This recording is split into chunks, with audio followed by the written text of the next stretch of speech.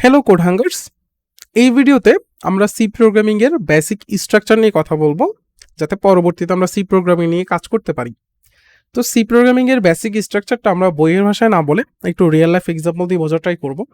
তো আমি হচ্ছে একজন মানুষ, যদি মানুষের কথা চিন্তা করি, ধরো একটা মানুষ আছে, যদিও দেখতে মানুষের মতো না, ধরো মানুষ।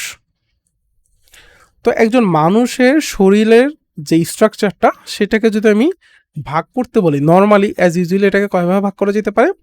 দুই ভাগে ভাগ করা যেতে পারে। এক হচ্ছে তার হেড বা মাথা, আর এক হচ্ছে তার বডি বা শরীর, তাই না? তো সি প্রোগ্রামিংকে যদি এর সাথে তুলনা করি, তাহলে সিম্পলি এটাকে দুই ভাগে ভাগ করা যেতে পারে। এক হচ্ছে তার হেড, আর এক হচ্ছে তার বডি। হেডে কি থাকে? ধরো মানুষের হেডে কি থাকে? মস্তিষ্ক বা ব্রেইন। ব্রেইন আমাদের কি করে? পুরো শরীরকে কন্ট্রোল করে, তাই না? আমি যদি একটা হাত নাড়াচাড়া করাতে চাই বা একটু হাঁটতে চাই, আমার ব্রেইনকে সিগন্যাল পাঠাতে হবে, নাহলে আমি ব্রেইন যদি সিগন্যাল না পাঠায়, আমি প্যারালাইসিস হয়ে কি করব? আমি নড়াচড়া করতে পারবো না। তো হেডে কি থাকে? আমাদের পুরো কন্ট্রোলিং সিস্টেমটা থাকে, আমাদের বডির পুরো কন্ট্রোলিং সিস্টেম। ওকে, সি প্রোগ্রামিং এর হেডও ওই কন্ট্রোলিং সিস্টেমের কিছু জিনিস থাকে, পুরোপুরি কন্ট্রোল হেড করে না, কিছু জিনিস থাকে, ওই জিনিসগুলো বলে হেডার ফাইলস। হেডে থাকে সেজন্য হেডার ফাইলস, বা অনেকে হচ্ছে লাইব্রেরিও বলে, লাইব্রেরি ফাইলস। ওকে, হেডার ফাইলস বা লাইব্রেরি ফাইলস হচ্ছে আমাদের হেডে থাকে। এই কি করে? এ হচ্ছে বডির কিছু জিনিস কন্ট্রোল করে, পুরো জিনিস না, কিছু জিনিস হচ্ছে কন্ট্রোল করে। আর বডিতে কি থাকে? বডিতে হচ্ছে আমাদের পুরো কোড থাকে। ওকে, এই পুরো কোডের মধ্যে, এই পুরো কোড যেটা আছে, এইটা হচ্ছে কিছু জিনিস আছে যেইটা হেড কন্ট্রোল করে, বাকিগুলো আমরা কন্ট্রোল করব, সেটাকে বলে built in function. Built in মানে হচ্ছে বানানো, অলরেডি বানানো। ওকে, আমাকে কষ্ট করে বানাইতে হবে না, অলরেডি বানানো। আর ফাংশন মানে কি? ফাংশন মানে কি সেটা একটু বুঝে নিই, তাহলে বুঝে যাব। তাহলে আপাতত কি বুঝলাম? আমাদের সি প্রোগ্রামকে দুই ভাগে ভাগ করা যেতে পারে, হেড আর বডিতে। হেড হচ্ছে ওই আমাদের ব্রেইনের কন্ট্রোলিং সিস্টেমের মতো কিছু কন্ট্রোলিং সিস্টেম থাকে বা ফাইল থাকে, যেগুলোকে হেডার ফাইল বা লাইব্রেরি বলে। আর বডিতে পুরো কোড থাকে। কোডের মধ্যে কিছু কিছু জিনিস আছে যেগুলোকে বিল্ট ইন ফাংশন বলে। ওই বিল্ট ইন ফাংশনগুলো কন্ট্রোল করে হচ্ছে এই হেডার ফাইল। মানে এগুলো যদি আমি ইউজ করতে চাই, আমাকে হেডার ফাইল থেকে কি করতে হবে? এগুলোকে আনতে হবে। ওকে, ওই বিল্ট ইন ফাংশন বলতে কি বোঝায়, বা ফাংশন বলতে আসলে কি বোঝায়, সেটা আমাদের একটু বুঝতে হবে যদি আমরা সি প্রোগ্রাম লিখতে চাই। তো ফাংশন কি? ফাংশনটা বোঝার জন্য একটু একটা এক্সাম্পল বুঝি। ধরো তোমার একটা রোবট আছে, আমরা অনেক পরে চলে গেছি, এখন যত সাল তার থেকে ধরো 100 বছর পরে আমার কিছু রোবট আছে। এটা হচ্ছে আমার একটা রোবট। ওকে, দুইটা চোখ আছে রোবটের। এই রোবটটা কি করে? এই রোবট হচ্ছে চা বানায়, আমাকে কষ্ট করে চা বানাইতে হয় না। ওকে চা বানাইতে বললে ও চা বানিয়ে দেয়, কিন্তু তার জন্য আমার কিছু কষ্ট, একটুখানি কষ্ট করতে, সেটা হচ্ছে ওকে কিছু জিনিস প্রোভাইড করে দিতে হয়। ওকে কি করতে হয়? ওকে হচ্ছে আমার চা পাতা, তারপর হচ্ছে দুধ, এগুলো দিয়ে দিতে হয়। এগুলো যদি আমি ওকে ওর সামনে দিয়ে দিই, ও এগুলো নিয়ে আমাকে চা বানায় দিয়ে দিবে। তারপর ধরো আরেকটা রোবট আছে, ও হচ্ছে কফি বানায়। তো ওকে আমি কফি পাউডার আর যদি দুধ দিয়ে দিই, তাইলে হচ্ছে কি করে? ও হচ্ছে এগুলা নিয়ে আমাকে কফি বানায় দেয়। ওকে, এই যে বানায় দেয় বলতেছি, চা বানায় দেয়, কফি বানায় দেয়, এই যে এগুলা, এই রোবটগুলা, এইগুলাকে এক একটা ফাংশন বলা যেতে পারে, যে একটা সার্টেন কাজ করে দেয়। কি বলা যায়? এগুলাকে এক একটা ফাংশন, মানে এই রোবটগুলাকে ফাংশন বলা যেতে পারে। তার মানে ফাংশন জিনিসটা কি? ফাংশন হচ্ছে সে কিছু জিনিস আমার থেকে নিবে, নিয়ে সে একটা কাজ করবে, করে আমাকে আবার ফেরত দিবে। মানে প্রসেসড একটা জিনিস ফেরত দিবে। সে চা পাতার দুধ নিয়ে এটাকে প্রসেস করে চা বানায় আমাকে দিছে। চা বানানোর জন্য সে নিশ্চয়ই কিছু কাজ করছে, তাই না? ডাইরেক্ট চা পাতা দুধ দিয়ে তো চা বানাই দেয়। আর এটা রোবট কি করতেছে? এটাও একটা ফাংশন।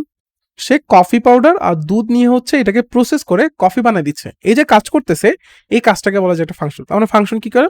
সে কিছু জিনিস আমার থেকে নিবে, কিছু কাজ করবে, কাজ করে আমাকে কিছু জিনিস ফেরত দিবে। ওকে, ফাংশন হচ্ছে এই জিনিসটা। তো ফাংশন নিয়ে আমরা বিস্তারিত অনেক জানবো, কোনো সমস্যা নেই। আপাতত বেসিক একটু আইডিয়া নিয়ে রাখলাম যে ফাংশন জিনিসটা কি। ওকে, এখন সি প্রোগ্রামিং এ একটা ফাংশন মাস্ট লাগবে। অনেকগুলো ফাংশন থাকতে পারে, যেমন চা বানানো ফাংশন, কফি বানানো ফাংশন, অনেক ফাংশন থাকতে পারে। তো একটা ফাংশন মাস্ট লাগবে, যেটাকে বলে মেইন ফাংশন। কি বলে? মেইন ফাংশন বলে। এখন এটা কেন লাগবে, এই মেইন ফাংশনটা? সেটা হচ্ছে অনেকগুলো ফাংশন যদি হয়ে যায়, কোনটার কাজ আগে করবে, কোনটার কাজ পরে করবে, এরকম একটা কনফিউশন হইতে পারে। তো সেজন্য সি প্রোগ্রামিং যিনি তৈরি করছেন তিনি হচ্ছে কি করছেন, একটা ফাংশন মাস থাকতে হবে বলে দিচ্ছেন, যেটা দিয়ে এই প্রোগ্রামটা ফার্স্ট কাজ করা শুরু করবে। মানে অনেক কাজ করবে সে, কিন্তু প্রথম কাজ করতে হলে তাকে মেইন ফাংশন দিয়ে করতে হবে। ওকে, মেইন ফাংশন না থাকলে একটা প্রোগ্রাম রান হবে না, বোঝা গেছে? তো মেইন ফাংশন লেখার জন্য আমার কি করতে হবে, আমার হচ্ছে একটা ফাংশন যদি বানাতে চাই সেটা একটু বুঝতে হবে। তো ফাংশন একটা বানানোর জন্য আমার কিছু জিনিস ফলো করতে হয়, সেটা হচ্ছে রিটার্ন টাইপ এটা লিখতে হবে। রিটার্ন টাইপ মানে এটা লিখতে হবে না, রিটার্ন টাইপটা বলতে হবে, সেটাকে আমরা বুঝে যাবো, সমস্যা নেই। তারপর ফাংশনটার নাম দিতে হবে, তারপর এটাকে ফার্স্ট ব্র্যাকেট বললাম, ফার্স্ট ব্র্যাকেট দিব, তারপর সেকেন্ড ব্র্যাকেটের মধ্যে আমরা কাজগুলো করব, ঠিক আছে? তারপর আমরা রিটার্ন করে দিব যেইটা আমাকে দিতে হবে। তো ওই ধরো আমি যদি দুধ চার সাথে এখন কম্পেয়ার করি, ওই যে দুধ চা বানায় যে রোবটটা, তাহলে ওর রিটার্ন টাইপ কি? ওর রিটার্ন টাইপ হচ্ছে চা, তাই না? ওর রিটার্ন টাইপ কি আমি বলতে পারি, ওর রিটার্ন টাইপ হচ্ছে চা। ওর নাম কি? ধরো ওর নাম হচ্ছে টি মেকার, ওই রোবটের নাম টি মেকার। ফার্স্ট ব্র্যাকেটের মধ্যে কি দিতে হবে, সেটা হচ্ছে সে কি কি নিয়ে কাজ করবে। যেমন ওই আমি বলছিলাম আমাকে প্রোভাইড করে দিতে হবে কি কি, চা পাতা এবং দুধ। তাহলে এখানে আমাকে বলতে হবে যে ভাই আমি চা পাতা আর দুধ দিব, এই দুইটা নিয়ে সে কিছু কাজ করবে। এই কাজগুলো কি? এই কাজগুলো হচ্ছে ধরো গরম পানি বানানো, সেখানে চা পাতা দেওয়া, তারপর সেখানে দুধ দেওয়া, সেটা নাড়াচাড়া করা, তারপর চা হয়ে গেলে উঠে নিয়ে, সেগুলো হচ্ছে তার কাজ। ওকে, তারপর রিটার্ন করবে কি? রিটার্ন করবে প্রসেস জিনিসটা। তাহলে এই প্রসেস করার পর, মানে এই কাজগুলো করার পর কি তৈরি হয়েছে? চা তৈরি হয়েছে। তাহলে সে রিটার্ন লিখে এই জিনিসটা হুবহু লিখতে হবে রিটার্ন, তারপর বলবে যে ভাই চা রিটার্ন করে নাও। বুঝতে পারছো? তাহলে একটা ফাংশন দেখতে এরকম, রিটার্ন টাইপটা বলতে হবে যে কি রিটার্ন করবে এই ফাংশন থেকে, তারপর ফাংশনের নাম, তারপর ফার্স্ট ব্র্যাকেটের মধ্যে কি কি জিনিস প্রোভাইড করবে সেগুলো, তারপর ভিতরে সে কাজ করবে, তারপর রিটার্ন করবে। এটা একটা ফাংশনের বেসিক স্ট্রাকচার। তো এইটা আমাদের মেইন লক্ষ্য না, আমাদের মেইন লক্ষ্য হচ্ছে মেইন ফাংশনটা, তাই না? তো আমরা একটা মেইন ফাংশন বানাতে চাইলে আমাকে যে জিনিসগুলো লিখতে হবে সেটা হচ্ছে আইএনটি, এটা দিয়ে হচ্ছে পূর্ণ সংখ্যা বোঝায়, পূর্ণ সংখ্যা। এগুলো আমরা বিস্তারিত ডাটা নেবে বুঝে যাবো, সমস্যা নেই। আপাতত জাস্ট জেনে রাখো যে এভাবে লিখতে হয়। ওকে, পূর্ণ সংখ্যা মানে হচ্ছে গোটা গোটা সংখ্যা আর কি। ধরো 100, 200, 0, মানে কোনো দশমিক নেই বা ভগ্নাংশ নেই, ফুল একটা সংখ্যা, ওটাকে পূর্ণ সংখ্যা বলে। তো আমাকে আইএনটি লিখতে হবে, তারপর মেইন ফাংশনের নাম হচ্ছে মেইন, হুবহু এইটা লিখতে হবে, নাহলে কাজ করবে না। তারপর ফার্স্ট ব্র্যাকেট, ও কোনো কিছু নেয় না, মানে আমাকে কিছু প্রোভাইড করতে হবে না ওকে। তারপর সেকেন্ড ব্র্যাকেটে আমি আমার কাজগুলো করব, যা কাজ করা সেগুলো। তারপর রিটার্ন দিতে হবে 0। ওকে, 0 রিটার্ন দিতে হবে, কারণ 0 রিটার্ন পেয়ে এই প্রোগ্রামটা বুঝবে যে তার কাজ শেষ, নাহলে সে সারা জীবন কাজ করবে না, তাই না? আর ওই রোবটটার কথা চিন্তা করো, চা বানানোর পর সে যখন আমাকে চা দিবে সে তো বুঝে যাবে না যে চা বানানোর কাজ শেষ, সে বন্ধ হয়ে যাবে। তো এরকমই এই প্রোগ্রামটা বন্ধ হওয়ার জন্য মেইন ফাংশন থেকে 0 রিটার্ন করতে হবে। 0 রিটার্ন করলে সে বুঝবে যে আমার কাজ শেষ। আর যেহেতু আমি 0 রিটার্ন করতেছি সেই জন্য রিটার্ন টাইপ হচ্ছে পূর্ণ সংখ্যা, যে কারণ 0 একটা পূর্ণ সংখ্যা। ওকে, তারপর রিটার্ন 0 পর আমাকে একটা সেমিকোলন অবশ্যই দিতে হবে। কেন? কারণ সি প্রোগ্রামিং এর সিনট্যাক্স এটাই যে কোন একটা স্টেটমেন্ট শেষে, বা সহজ ভাষায় বললে একটা ছোট কাজ শেষে তোমাকে সেমিকোলন দিয়ে বোঝাইতে হবে যে ওই ছোট কাজটা শেষ। বুঝতে পারছো? তো সেমিকোলন মাস, সেমিকোলন ছাড়া আমরা এরর খাবো। ওকে, তাহলে এই যে এত কিছু করলাম, এই পুরো জিনিসটা, এইটাকে হচ্ছে বডি বলা যায়। শুধু এটা না, যত ফাংশন বা যত কাজ আমরা করব সবগুলো হচ্ছে এই পুরো বডির মধ্যে থাকবে। তাহলে হেড কি? হেড কই যাবে? এখানে ধরো আমার হেড আছে। ওকে, হেড কি করবে? এখানে যদি আমি এমন কোনো বিল্ট ইন ফাংশন ব্যবহার করি, বিল্ট ইন ফাংশন কি? এই যে ফাংশনটা বানাইছি এটা হচ্ছে ইউজার ডিফাইন ফাংশন, মানে মেইন ফাংশন, আলটিমেটলি এটাকে মেইন ফাংশন বলে। বা এই ধরনের ফাংশনকে, যে আমি পুরো জিনিসটা লিখছি এই ধরনের ফাংশনকে ইউজার ডিফাইন ফাংশন বলে, কারণ ফাংশনের নাম আমি লিখছি, ঠিক আছে? তারপর ভিতরে কাজটা আমি বলে দিছি, এই যে ভিতরে এই কাজটা করছি, এই কাজটা কি আমি করছি।